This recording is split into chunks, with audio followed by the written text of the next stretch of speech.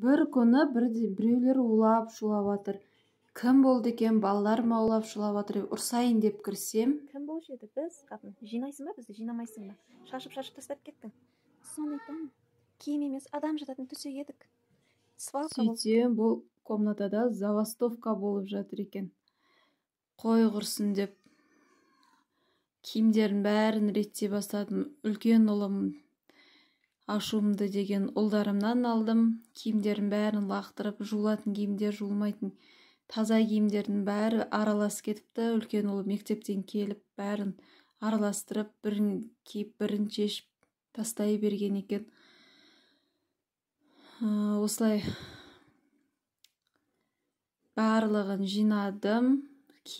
Бір жағынан өзім түсінбеймін, ойбай құрсын не болып жатыр, кім сөйледі екен деп әлі жинап жүріп түсінбеймін ғой. Төсектің үстін барлығын қисайып кеткен. Ойбай қатын, сілкінбей жина, сілкінбей. Біз осылай жерде жата береміз ба? Жинамайсың ба бізді де?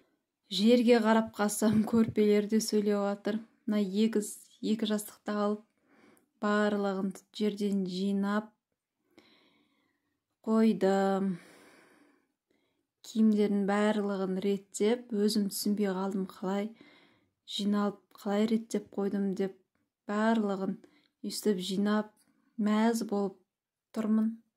Наконец-то жиналдым ма деп. Айналайын қатынка, ана екі балаң айт, менің төбеме шығып секіре бермесін. Лақтырып жіберем тура.